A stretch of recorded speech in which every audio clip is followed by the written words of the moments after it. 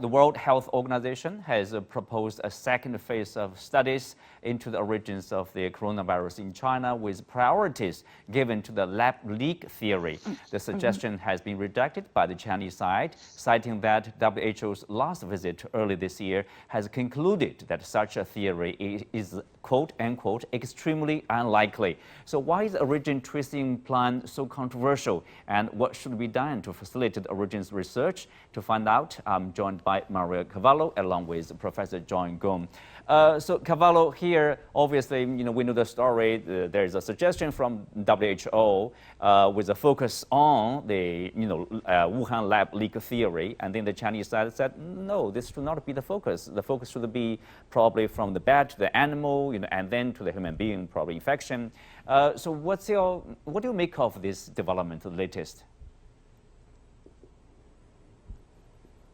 When we look at the most recent developments with respect to investigations of COVID-19, the most important information that we currently have to deal with is the NIH information that came out about 30 days ago, which confirmed what we knew before already for the past year, which was that COVID existed in other countries, including the United States, long before it was discovered in Wuhan. Let me be very, very clear about this. We now have the evidence very clearly that Wuhan was not the start of the pandemic. Wuhan was the place where doctors first identified the COVID-19 virus, and very quickly, I believe it was by January 12th, released the genome to the world. So that was the first city where the COVID-19 virus was identified, because what was happening was a particularly nasty outbreak in Wuhan, but because of the antibody tests and also because of additional testimonies of patients from months and months before Wuhan in other countries, Italy, Spain, in especially the United States, including, by the way, my own family members back in September and October who said to me, oh, I had, and I won't say who, but someone directly in my family who said there were many, many clients of mine in September, October, November who came and said they were never so sick with an unknown pneumonia, and the doctors just sent them home. So, well, it's not flu, it's not this virus or that virus, we don't know what it is. Go home and take some Tylenol and take some Tamiflu. So the doctors never bothered to identify it. This is my own family members informing me of dozens of people who they knew who were that sick all over the United States. And so we know that. Plus, so now we know that COVID was floating around. We got confirmation of that fact from Director Redfield at the time of the CDC in congressional testimony, who acknowledged it. This was over a year ago. That's point number two. Point number three. So COVID was floating all around the United States and other countries months before Wuhan. And what happened 2 weeks before the outbreak? The military games. So there were people from all over the world where COVID had already broken out who went to Wuhan. I'm not saying that that's where the virus came from, that they brought the virus with them to Wuhan. I'm saying it certainly sounds reasonable. Why hasn't any of that been investigated at all when there already has been a thorough WHO investigation of the situation in Wuhan and at the Wuhan laboratory? Now it's time to move on to far more obvious evidence in order to find the origins of COVID, which is going to take years and years anyway. Yes, that's right. John, as pointed out, the research usually takes years. For example, HIV/AIDS, it took 20 years, nearly 20 years to find the patient zero. And Ebola, since the 1970s, I believe we have been researching and searching for the virus, the origin of the virus, and still to no avail. And now somehow it gives you a sense like, some people are trying to find out the origin overnight. And the purpose behind that is somehow, let's blame somebody or shift the blame to someone, some country here. Is that the case? Somehow it breaks the trust among the parties here.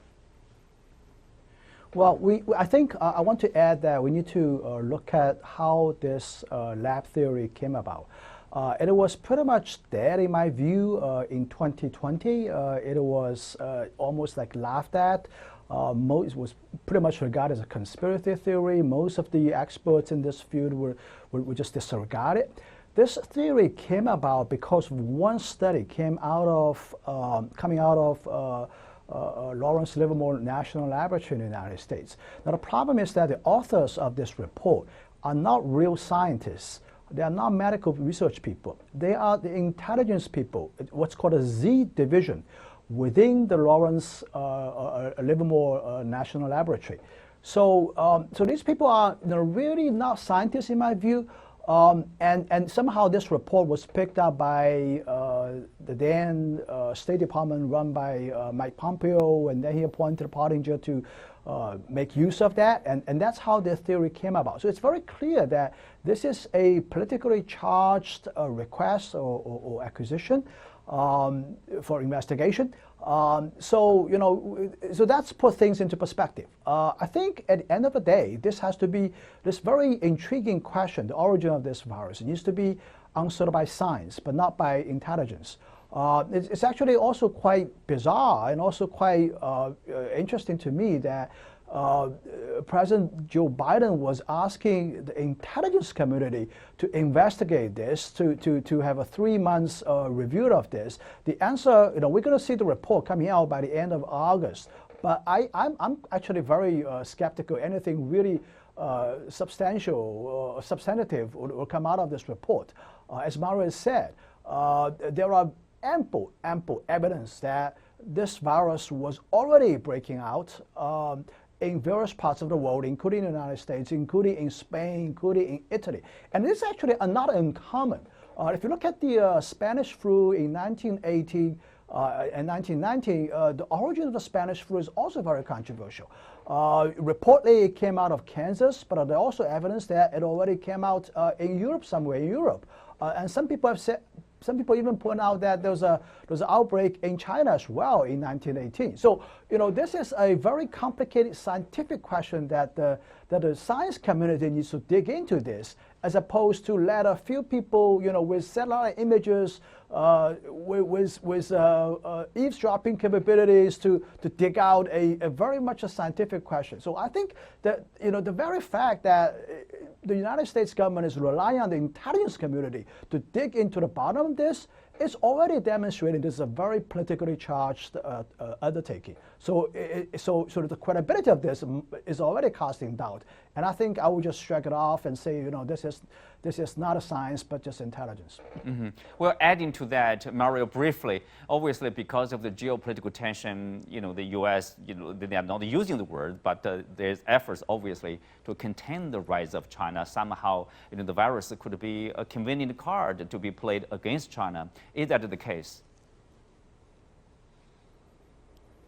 That's definitely the case, and Rand Paul is carrying the Olympic torch on this. Look at his position saying, and I quote him in his argument with Dr. Fauci recently, he said, all the evidence points to a lab leak. Now let's oppose that to Peter Daszak with the WHO, who said the resurgence of the lab leak theory has been accompanied in the last 60 days by absolutely no additional new evidence whatsoever to even suggest that we should relook at it again. So look at the contrast between the politics and the science.